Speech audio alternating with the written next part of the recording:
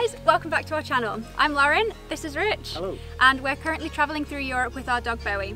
So we've actually been away for the last 2 months, bringing you guys along on the way, and we thought we were overdue and it was about time to show you our tiny house on wheels in detail. It's a 2007 Mercedes Sprinter that we converted ourselves last year, and we decided to call him Ringo. And while we're in Italy, currently around Lake Como, we couldn't think of a more perfect place to show you guys around. So come on in.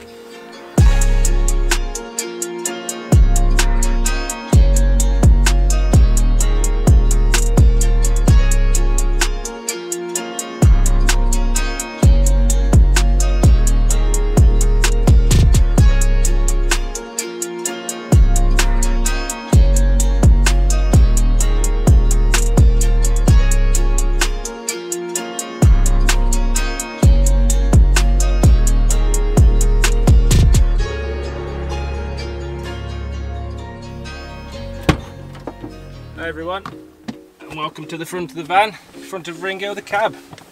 It feels weird sitting on this side, doesn't it, Bowie, considering I'm always sat on that seat. Hey Lauren. I reversed it one time in Portugal and drove it a tiny bit to straighten up. And one time in Cornwall. Double thumbs up for Lauren. Yeah. So yeah, this is what I'm sat on now. I like to call my mini man cave. So last year when we was travelling, we had all the tools in the boot in the garage, the bigger man cave, which I'll show you later, and it was just taking up far too much room with tools. So I decided to use the storage that comes under the seats and utilise that for my little tool storage. So underneath the seat cover, so it's not getting trapped. Ooh, sorry about it. So I've got everything. Sorry. So I've got everything in here that we would need potentially if we had anything to change or alter in the van. So I've got all my couple of my drills, all set of hand tools, I've got spare hoses, I've got extension cables, plumbing parts, hopefully everything that we need if we ever had to change anything, but touch wood, we don't have to do anything just as of yet. So the rest of the mini man cave, we've got these hooks up here to store all the coats. Up on the top here we've got the bottom of the bulkhead which I installed, but I'll show you that later when we do the inside of the van. Also, it's got little nooks and crannies. We like to put the cameras in the front here, just get a quick snap for when we're driving around potentially. Under here got Lauren's little knickknacks, lip glosses and lip balms and hand sanitizers, all the essentials. Sweets for the road. Sweets for the road. I'm sweet lady. Behind here we've got a couple of sun visors to keep the heat out when it's on a hot sunny day. They're really good, reflect the sun. And of course we've got the steering wheel lock just for extra security. Bear with. Okay. So on the extra security front, before we came away I installed these deadbolts. So each door's got one on, both front doors, side door and rear door, just for extra security, extra peace of mind, and apparently they're rated so high that your common burglar can't get into them. So as well as having the deadbolts and the central locking and the steering wheel lock, I've always thought the best form of security when you're in the van especially is having a dog. Any sort of noise outside, Bowie would lift his ear, so he would definitely do a little grunt or he would do a full-on bark, so he's very alert what's going on outside, and that's definitely enough to deter anyone walking by who's thinking about potentially trying to enter the van. Hey, buddy. And this is where he doesn't come and doesn't listen. Come here. Never work with children or animals, they say. Hey, Bowie. So now that Rich has shown you the inside of the cab, we'll show you around the inside of our little home. Welcome to our tiny home on wheels. So we are starting off at the front of the van. This is our living room slash dining room slash office slash potential guest mini bedroom. We've got an L-shaped sofa which we designed, yeah, just with a bit more space in mind. There's plenty of storage underneath as well. So we've got lots of shoes under there. Mainly Rich's. No. Yes. You counted the other day, you've got 9 pairs of shoes under there. I've got 3. 8. Anyway, so we'll show you in a minute basically how the bed area actually slides out. It comes out to around here, and yeah, just makes a great mini bed basically, doesn't it? It's good for small people. Either for small people, or if me and Rich ever have an argument, that's his bed. Think again. Very cosy. It's 4-inch foam, which Bev, Rich's mum, very kindly did all the upholstery for. So thanks, Bev. Looks very nice. So as well as making the upholstery for all of the sofa for us, Bev also very kindly made our curtains for us. So there's 3 layers here. It's a basically blackout at the back, then we've got a foam section just in the middle, and then just the nice material basically to have in the van. So we opted for curtains just basically to make the whole place more homely. We did look at getting the reflective stick-ons, but we just opted for these instead just because we just thought they were more homely and nicer. H&M mirror. We went the first 6 months to a year without a mirror, and I only had my little compact, so I can't really see into it. It's a bit of an awkward place, but it's there for decoration. It's very nice. This is actually one of my bridesmaids' shawls from our wedding last year, which works great as our little curtain area for separating the front of the cab to the back. You'd be surprised how much heat that keeps in and out. So when it's cold outside, it really keeps it warm, and when it's warm outside, it keeps it cooler. So yeah, it really does. We've got our little, it's kind of like our little junk room place, but we've got this long storage on top of the cab. So that's mainly where we keep our curtain for the door, because that's actually a stick-on one. Bits and bobs really. Towels, washing line, pegs, all the little knickknacks. Just knickknacks. A few of Bowie's bits as well. Yeah. So yeah, that's our little cupboard there. Also, I'll bring you over to our little poo with a view station, our little toilet. So we keep it under the towel just to keep a bit of discretion. Keep a bit of dignity. Yeah. But here it is. It's a Thetford porta potty. I think it's the 365 one, isn't it? Oh, Bowie's come to show you. Your photo bombing. So yeah, the Thetford 365 model we've got. We couldn't afford a compost one, so chemical it was. It does the job. Yeah, does it fine. Very effectively. We can go, what, 5 or 6 days probably without having to empty it. Behind the toilet we keep all of Bowie's food, all his little knickknacks, so like his lead, his treats, his brush, etc, etc. And then just underneath where I am right now, that's where we keep our bin, and another one of Bowie's little bins just full of his little things. Then bring you over here, which is our little hidden office space, which is where we spend a lot of time either editing YouTube videos, or I'm here doing my work for graphic design. So we open this here, little hidden drawer. It's a false door that comes off. So the table swings out and then lifts over to create a little, well, it's quite a big table really, isn't it? It's enough for us to squeeze around for dinner, and it's a nice little desk for working. Yeah, and then there is a leg of the table. It just lives up in the cupboard at the top, so I won't show you that right now, but that sits there. So as Lauren showed you before around the living area, she mentioned the lounge, the office and the little dining area. To keep us warm when we use this area, we've got a diesel heater down here, 12 volt. So it comes out to this vent here, and there's also a vent that goes right back to the garage that allows us to turn it on if we need to dry anything out, like walking boots or soggy coats or anything like that. We can just stick it in the boot in the garage, which we'll show later, and yeah, we get nice dry warm clothes. And she also mentioned earlier about the little sofa that comes out. So just to demonstrate how it comes out,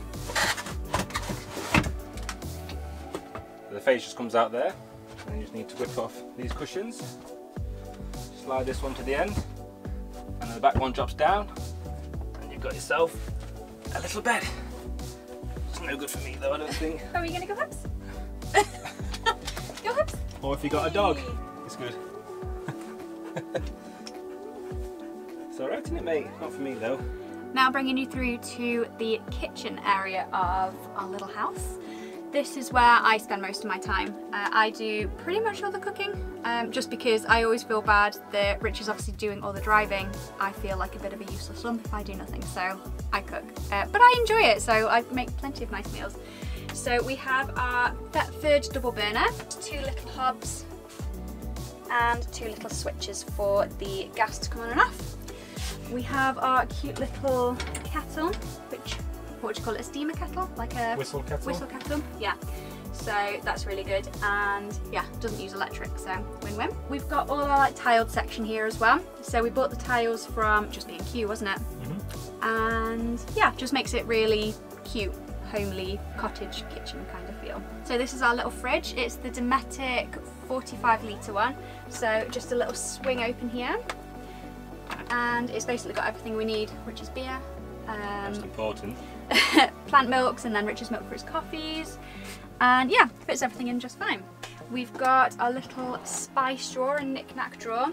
So this initially had the teas, coffees and cups in, didn't it? But because it's all quite heavy, every time we went around a corner it would slam open, and we've had a couple of losses on the way, unfortunately. So yeah, now the spices live here, and the cups and breakables live up in this one. So we've not had any issues, have we, up here? Touch wood, but they're a lot more secure up there, which is good.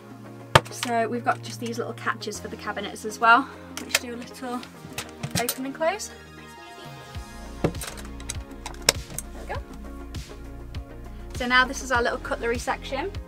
Then we've got our plates and bowls all in here. So these are all either plastic or bamboo. I think they're plastic, but they look cool. They look like Denby, which initially we do have Denby. Richard's mum, bless her, bought us some for Christmas a couple of years ago to have in the van, but they're too nice and we were just too worried about them breaking, so we bought some plastic lookalikes basically. Real deal. Yeah, they're really nice. And then finally our big drawer at the bottom holds our chopping boards, our strainers and our pots and pans. And then bringing it over to the other side of the kitchen, we have a little bit more counter space, which is normally where we'll set things for washing and drying, is the easiest part.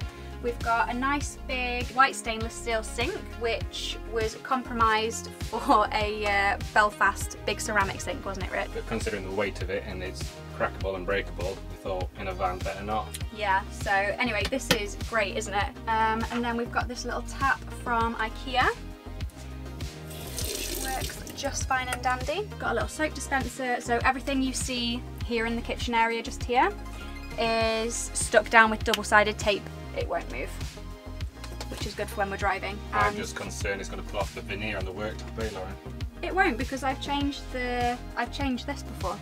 I've changed the diffuser. Yeah. And it's fine. Okay, we'll see. No, it's fine. This is one of my little artworks that I've done of the sea. Bring you down to the little sort of like electric section. So we've got the diesel heater, that little remote panel Bowie is showing you. You showing Bowie? It's got the little on-off switch, the heat controls, and basically like the program section that you're on. So yeah, it works great. It's just a little Chinese diesel heater, but we've not had any problems with it so far, touch wood. This is the on-off switch for the water pump. We've got a couple of USBs just here, little 5-volt USBs. Then our plugs as well. So then underneath our sink is where all of our cleaning supplies live, and basically the rest of our toiletries as well. Also, because we've been to that many wineries, we now have about 20 bottles of wine all kept either underneath in this one or underneath the food cupboard that we've got down here as well. It's a van full of wine basically. It's not a bad thing to be full of. So now I'm going to take you through how we keep cool if we're in a hot country. So at the back over the bed we've got the skylight, and then just above Lauren filming we've got the max fan. So it's all 12-volt system, so the fan's got both an in and outwards motion. We can have the van to withdraw air and it would bring a cold stream of air through the skylight, or vice versa, blast the cold air in and take it out through the skylight. The max fan also acts as a extractor fan as well, so if we're cooking and it gets a bit steamy and it's raining outside and we can't have the door open, then we stick the fan on and all that steam gets taken away. So now I'd like to take you through our upper cabinets in the van. So down the left side we've got a full row of 6, and then down the right side we've got 3 full ones and around a 3/4 length because we ran out of space with the door. So the first 2 here is where we keep all the dry food, so pastas, rice, eggs, sauces, tea bags, crisps, everything like that. And then we also keep the blender in this one, the Magic Bullet. If you look at our second YouTube video you'll see it in action. Then in the third cabinet, keep all the toiletries. So obviously shower gel, shampoos, toothbrushes, everything like that, as what you'd expect to come with toiletries. And then from here backwards, we've got our clothes. So So Lauren's got this row of 3 for her clothes. I wouldn't open mine just because they'll fall out everywhere. Avalanche. And then this 3 we have my clothes. You can show yours are neat. There you go, nice and folded. There we are. Oh, the budgies. They weren't placed there on purpose. And do we dare take a risk on one of Lauren's? I don't think they'll fall out. I've stuffed them in enough so that they won't. But yeah, not great. That's the difference. Keep that shut. The back of the van now, we've got an extra shelf that I built just for a bit more storage, but Lauren's taken over with the false plants. It needed to look pretty, and it's got little fairy lights as well, so...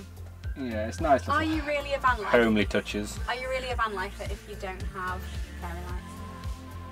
I guess not, no. Also, you can see the mini Bowie in the back. Lauren's friend Emma kindly made that for, what was it for again, sorry? It was for Secret Santa for Christmas. Secret Santa, yeah, she made that, so it's... So, any commissions, yeah, send it through to Emma Armstrong. Shout out. So, next, we've got the bed. So we opted for a raised bed, only because we've done vans before where the rock and roll bed, and we just found it too annoying having to keep taking it in and out. We had bags on their storage, we had to take the bags off to put the bed out and find a new place for the bags. It just got a bit too much, so we decided just to stick with the full bed, which is easy enough to climb in and out every night, which is good. And then underneath our bed, we have Bowie's bed. This is where Bowie sleeps at night. He's got all his little babies in there. Those little toys. Yeah, she's good. So he'll come up with us at night for a little cuddle. He'll take himself to bed if we're watching something on the laptop, and then when we close the screen we finish, he knows that's his time, so he takes himself to bed. It's very cute. Yeah, I'll have to try and get some footage of that sometime. Yeah. And also, another advantage around the raised fixed bed is the garage at the back, which we'll show a little later. But underneath that you've got all the storage for all the water and gas and etc, and we'll show that later on. But it's the coziest bed as well, isn't it? Yeah, so we got the mattress. It's a memory foam mattress. It's like a 6-inch memory foam mattress. It's one of those that came in a box that was just, you cut with a packet and it just expands, which is really cool. So we installed panoramic windows in the van. So behind the curtains is 1 in either rear door, and 2 either side of the back, and then there's 2 at the front to let as much light as possible. We wanted it to feel all light and airy, so that's why I went for the full wraparound window version. When we did the build, that was probably the most nerve-wracking part of the job, because basically you're cutting a hole into your van, and there's sort of no going back once you make the first incision. So apparently as well, if you end up cutting the hole too big, it's actually a write-off. The van's a write-off, yeah, if it goes wrong basically, so we had to get it right. Yeah. Which luckily we did, no leaks or anything. Measure 20 times, cut once. Yeah. Piece of advice there. So for our lights in the van, we opted for little 12-volt spotlights. So we've got 6 going down all the way at the back of the van, and also underneath the cabinets, we opted for the LED strips, and they go right round the van. So all along down this side, across the back shelf, then back up all the way up to the cooker. So that acts as our cooking light as well if it's a bit dark. And we always opt to, I guess, use these more than the actual spotlights above. It's just a nice mood of lighting, and it's much more of a chilled vibe. So just before I take you around to the back to show you the garage, I thought I'd just show you where we actually fill up the diesel heater fuel tank. So we've made a little alcove here in the back of the kitchen unit, which houses the diesel fuel tank. We thought we'd put it there because it just makes sense to, when we fill in the van up, we can just quickly move on to the side, fill up the fuel tank for the heater, and be on our way. So now I'd like to show you the garage, or as I like to call it, my little man cave. So everything in here is what we need to keep us going and keep us self-sufficient. So we'll start with the water. So at the back there, I don't know how well you can see, we've got a 75 litre water tank.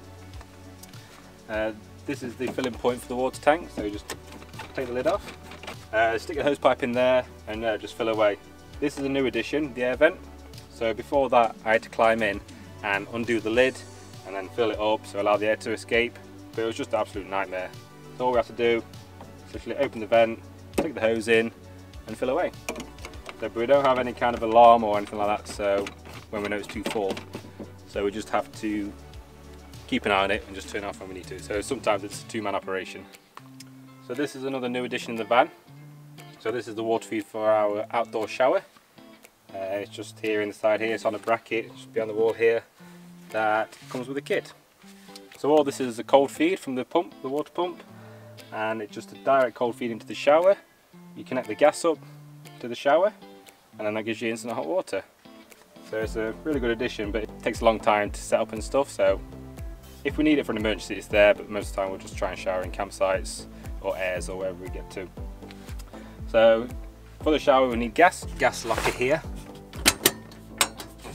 gas bottle. So we have a 6 kilogram propane tank. We were concerned about how much gas we use over the trip, but we've got 4 weeks left, and touch wood, we're still alright. I think we're about a third left, so fingers crossed fees us out.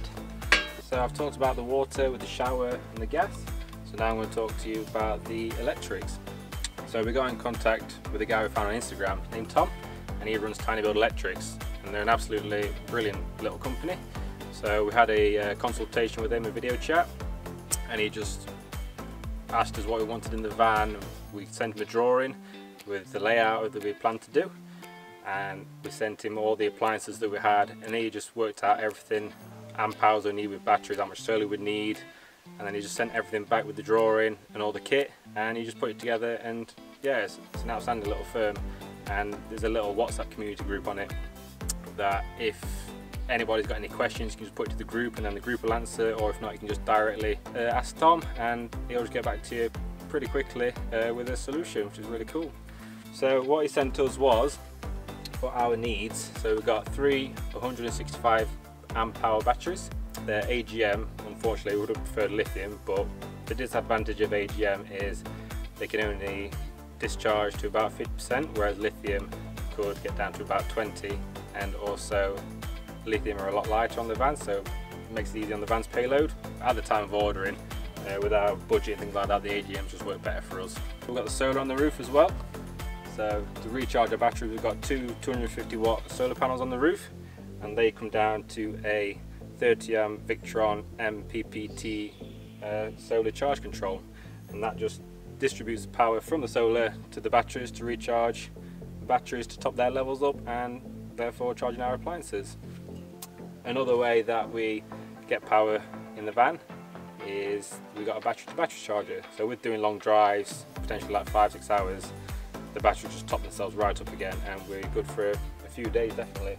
The idea of our van is that we become self-sufficient, so with the amount of solar that we can get and everything like that, I think we're good to last about 6 or 7 days depending how heavy we use the appliances. I don't think we've ever plugged into a campsite, have we? We've never needed to. There was one time, but when it was like winter and cold and kind of things like that and dark, so solar wasn't on our side that day, so we had to plug into the campsite. That's another way we can also charge the batteries, is plugging into the mains. We've got a little input on the side of the van there. So with our 230 volt, we need to switch the voltage from 12 volt to 230, and with that we do the multiplus that we have. So it's a 12 volt, 500 watt, 30 amp multiplus. So all we do is flick the switch on the van inside, and then that turns that on and converts the power from 12 to 230, and it charges our appliances. And we can use blenders and toothbrushes and everything else that we need 230 wise. As I mentioned about deadlocks earlier and deadbolts and things like that, so on the back doors also installed these also deadbolts on the side of the van. So these are just your cheap and cheerful gate bolts that you can get from like B&Q, but they do the job. They're an extra bit of security to have, extra peace of mind. There's one on either door, and then we've got one up at the top here to connect the two. Come on, cameraman. So there's 1, 2, 3, 4 bolts on the back, so fingers crossed no one can get in at that. Then we also have the wheel lock as well. So if we decide to leave the van somewhere for a couple of days, potentially we're off to Venice soon, so we're going to a campsite to leave the van for the day, so we might end up using that just as an extra bit of security. So yeah, that's our little garage. And Berry's pet food is also stored in there, his big bag. Isn't it?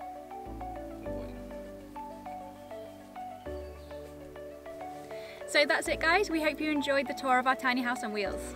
Join us next week as we'll be continuing our tour in Ringo around Portugal. Hit the like and subscribe button if you haven't already, and we'll see you then. Peace. Peace. Woo! Pa, pa, pa, pa, pa, pa.